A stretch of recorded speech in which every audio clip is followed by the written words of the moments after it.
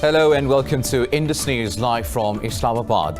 I am Muneeb Hamid with the news of this hour. Let's begin with the headlines first.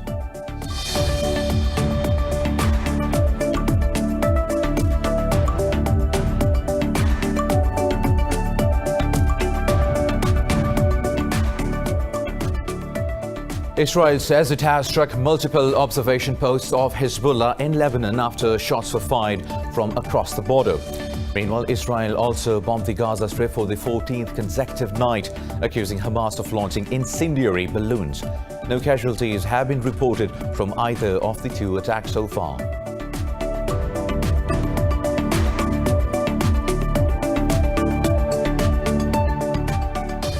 The Taliban say they have discussed the latest developments in the Afghan peace process with German Special Envoy Marcus Potzel in Doha. Spokesperson Suhail Shaheen said the prisoners' release and the start of intra-Afghan talks were also on the agenda.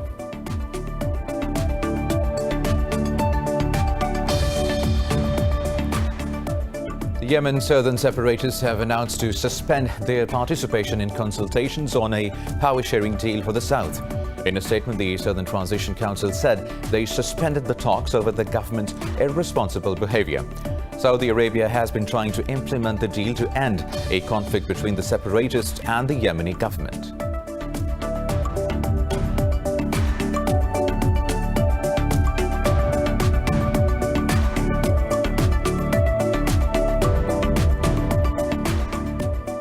India has reported the world's highest COVID-19 spike in the past 24 hours, with over 67,000 people testing positive, taking the tally to 3.2 million. In Pakistan, 12 people have lost their lives to the virus overnight, taking death count to 6,267, with over 294,000 infections. Globally, the pandemic has infected over 23.9 million people and taken more than 819,000 lives.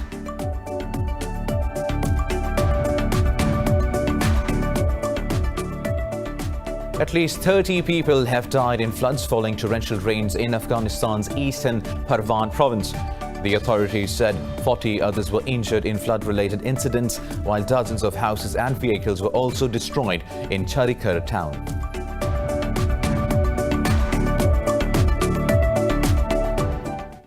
News in detail after a short break. Stay tuned.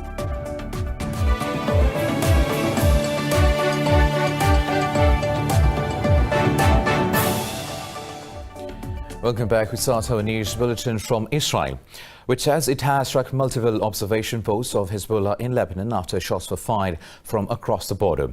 The military said the shots were fired during operational activity in northern Israel. It said the troops fired illumination flares, smoke shells and used live fire. Meanwhile, Hezbollah-run media outlet said Israel fired phosphorus munitions at the Lebanese side of the border. Earlier, Israel also bombed the Gaza Strip for the 14th consecutive night, accusing Hamas of launching incendiary balloons. No casualties have been reported from either of the two attacks so far.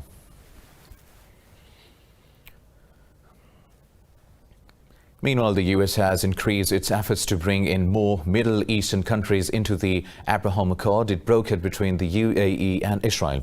U.S. Secretary of State Mike Pompeo arrived in Bahrain.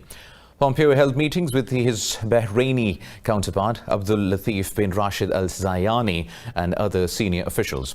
He also spoke to Abu Dhabi Crown Prince Mohammed bin Zayed Al Nahyan over the phone. The UAE state media said both leaders discussed the prospects for strengthening Abu Dhabi's peace deal with Israel. Pompeo traveled first to Jerusalem and then Sudan yesterday. However, Sudan's Prime Minister Abdallah Hamdok told the top U.S. diplomat that his government does not have the mandate to decide on normalization of ties with Israel. Now, Yemen separatists have announced to suspend their participation in consultations on a power-sharing deal for the south. In a statement, the Southern Transition Council said they suspended the talks over the government's irresponsible behavior. The council said the suspension was necessary to push the government for full commitment to the RIYADH agreement. It cited the collapse of public services in the south and military escalations by the government forces in Abyan province as the main reasons. The UAE-backed Southern Council said it has been fully complying with the accord. Saudi Arabia has been trying to implement the deal to end a conflict between the separatists and the Yemeni government. The Yemeni allies have been in a standoff since August last year when the STC captured Aden.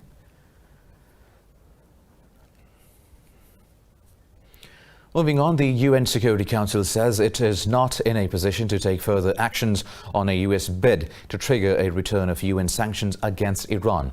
In a meeting, UNSC President Diane Triansyah-Jani said the 15-member body lacks consensus on the issue. Responding, U.S. Ambassador Kelly Craft said the Trump administration will act alone against Iran. Russia's envoy Vasily Nebenzia expressed hope that the U.S. would drop its bid to snap back Iran sanctions.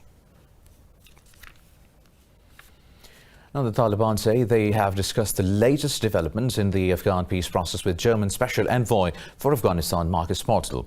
Spokesperson Suhail Shaheen said Potzel met with a delegation of the group led by head of the European section, Abdul Haq Vasik, in Doha.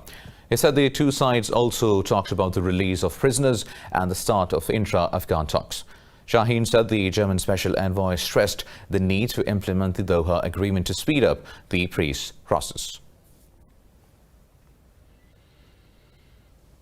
Now, India has reported the world's highest COVID-19 spike in the past 24 hours, with over 67,000 people testing positive, taking the tally to 3.2 million. While globally, the virus has infected over 23.9 million people and taken more than 819,000 lives. More details in this report. After keeping the Americas in its crosshairs for months, the novel coronavirus has set its sights on India. The Indian Health Ministry says 1,059 more people have died, taking the tally to over 59,000. Pointing out a global surge in cases over the past 6 weeks, the Pan American Health Organization says young people are the biggest carriers of the virus. Meanwhile, Cuba has joined others in clinical trials of its indigenously produced COVID-19 vaccine named Soberana 01. In spite of the hurricane and the storm, we started the clinical trial of the Soberana 1 vaccine with all the rigorous measures in place that a clinical trial implies. International Center of Toxicology of our country. I believe that Cuba is the only country in Latin America that has been able to start this trial, an achievement for Cuban science. In Asia, mainland China has reported 15 new imported cases, while there has been no domestically transmitted infections for the third day straight, while South Korea is mulling tightening restrictions again as it records 320 cases overnight. Over in Australia, Victoria State continues to struggle as it reports 24 more deaths. I'm saddened to have to inform you that there are now 462 Victorians who have lost their life due to this global pandemic. That's an increase of 24 since yesterday's report. Of course, our thoughts and best wishes, our sympathies and deepest condolences are with the families of each of those 24 Victorians. In Europe, Spain has decided to employ its military to enforce restrictions. The second wave of the virus appears to be slowing in France as its new daily infections drop. Citing a decline in cases, Hungary has decided to reopen schools next week. Meanwhile, in Pakistan, the number of active COVID-19 cases has dropped under the 9,000 mark as the pandemic continues to decline in the country. The Health Ministry said the recovery rate from the disease is 94%. It said 482 new cases were reported across the country overnight, taking the toll to over 294,000. The ministry said 12 more people died in the past 24 hours. The nationwide death toll stands at 6,267. Sindh remains the worst-hit province, witnessing nearly 128,000 infections, while Punjab has reported over 96,000 cases so far. Pakistan says over 100,000 Kashmiris have been murdered by Indian forces in occupied Jammu and Kashmir so far. Pakistan's representative to the United Nations, Munir Akram, said more than 22,000 women have been widowed and raped by the occupation forces. In a statement on the International Day of Remembrance and Tribute to the Victims of Terrorism, Akram said the world leaders should seek to prosecute the Indian civil and military personnel involved in state terrorism in IOJK. It said since the 5th of August last year, 8 million Kashmiris have been under siege. Akram pointed out that Kashmiri political leaders have been imprisoned, while 13,000 youths have been abducted and tortured.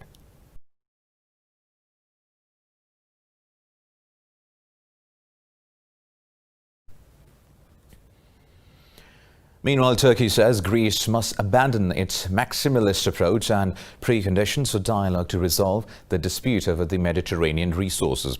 Speaking alongside German counterpart, Turkish Foreign Minister Mevlut Cavusoglu said Ankara expects Brussels to act as an honest mediator. He said Turkey is open to talks without preconditions. German Foreign Minister Heiko Maas said Ankara and Athens do not want to settle their disputes with military means. He said there is a readiness for dialogue between the two sides. Maas said ties between the EU and Turkey are at crossroads and it will be clear by the end of the year.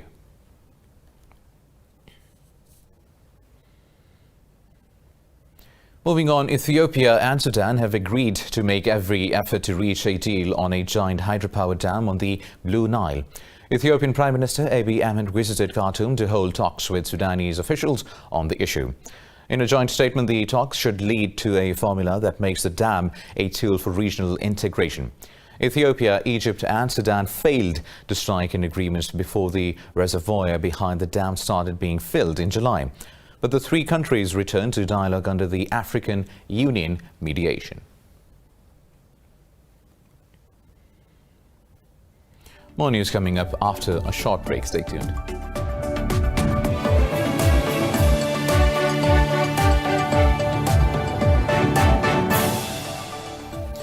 Welcome back now.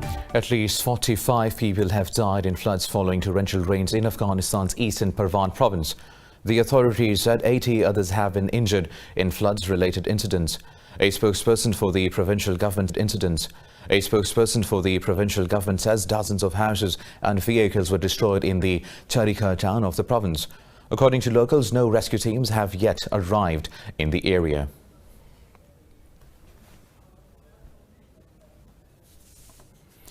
In Pakistan, 3 days of monsoon rains have killed at least 90 people across the country.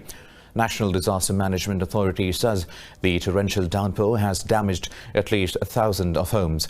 The agency said 31 deaths were reported in southern Sindh province, while 23 people died in the province of Khyber Pakhtunkhwa. It said 15 deaths were reported in the southwestern Balochistan province and 8 in Punjab. 13 more people died elsewhere in northern Pakistan, including 3 in Azad Jammu and Kashmir.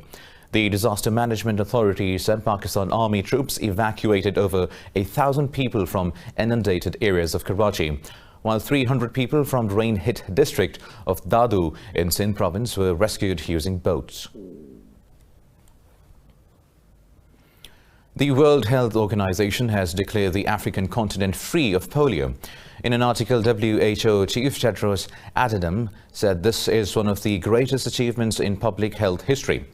In a WHO event, the African Regional Certification Commission for Polio Eradication said the last case was reported 4 years ago in northern Nigeria.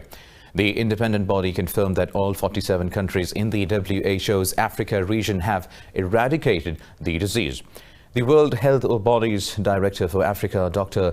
Matshidiso Moeti, said reaching every child with polio vaccine took extraordinary courage. The Democratic Republic of Congo says it has ended the world's largest measles outbreak that has killed over 7,000 children in the country. In a news briefing, Congo's Health Minister Ateni Longondo said the benchmark was achieved after several strategies. The Health Minister said an official declaration about the end of the epidemic will be made soon. The World Health Organization says the government and aid agencies vaccinated over 18 million children to fight the disease. Health experts say the actual measles death toll could be far higher because many cases go unreported. Now, Santas in the United Kingdom are getting special training lessons to learn how to celebrate this year's festival by protecting themselves and the children from COVID-19. More about the lessons in this report. Making sure Christmas can go ahead as usual, Santas in the UK have had a training lesson to learn how they can make traditional grottos COVID-safe this year. Entertainment company Ministry of Fun has been running Santa School for 25 years. This year, they decided to get everyone together even earlier than normal to reassure their clients and the public that it's possible to make the experience safe during the coronavirus pandemic. James Lowell, who founded the organization and ran the training event in central London, explained there are 3 key changes changes they have put in place.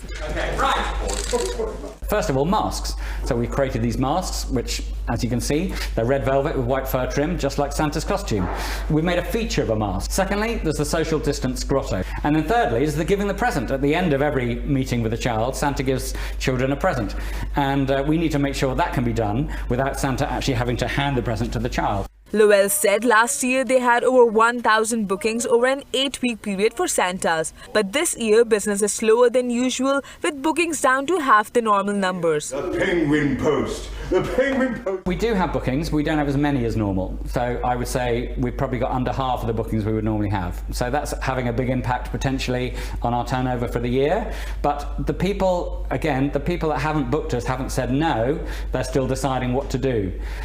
There have been mixed messages, and I understand that, that the messages coming from Downing Street have not necessarily always been that clear. So people aren't entirely sure about what they can do. And I'm hoping that what we're doing here today at Santa School is showing people what they can do, and that they can do it magically. Heaping praise on the performers who take on the role of Santa, Lowell couldn't disclose how much they get paid, but said the job is harder than it looks. Now, Israeli archaeologists say they have discovered extremely rare 425 early Islamic gold coins. They said the 424-carat coins were stashed there during the Abbasid Caliphate around 1100 years ago. Antiquities authorities unearthed the coins at an excavation site in Israel's central city of Yon. They said the discovery is among the largest caches of ancient coins found in Israel. The trove also includes hundreds of smaller clippings from gold coins that served as denominations around a millennium ago. A Swiss parachutist has become the world's first person who has jumped from a solar-powered electric plane. Parachutist Rafael Domjan says the aim of the stunt was to promote renewable energy. Swiss organizer the Solar Stratos project says its two-seater prototype plane was covered with 22 square meters of solar panels. It said the plane reached the height of 5,000 feet in its test flight over western Switzerland. Head of the project, Domjan says the jump had challenges, but the experience was amazing. It was not possible for me to stay too long with my feet on the wings because we didn't know how the plane will fly. So I have to go out and to jump quite quickly without pushing, just so I just leave my body going down out of the plane. That was amazing.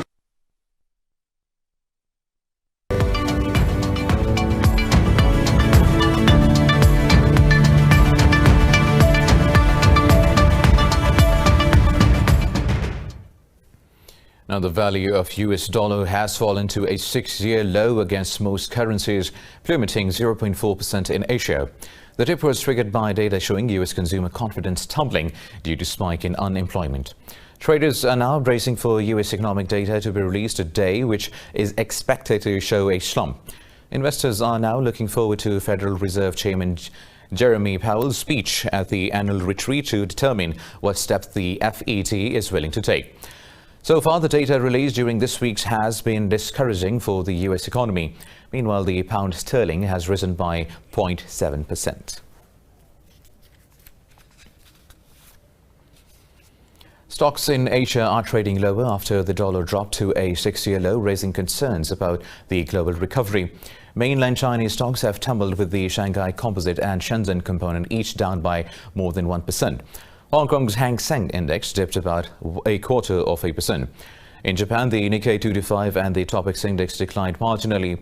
South Korea's Kospi slipped fractionally. Meanwhile, Australia's ASX 200 fell by almost 1%. Oil prices are trading mixed as the international benchmark Brent crude futures rise by about 0.5%.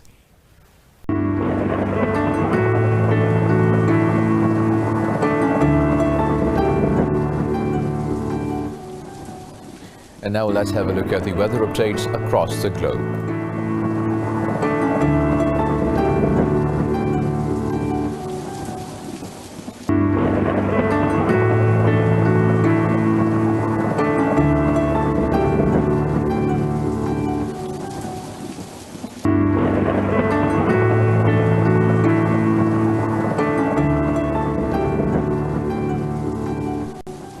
Well, that's all for now. For the latest updates, you can follow us on social media at indus.news. Take care.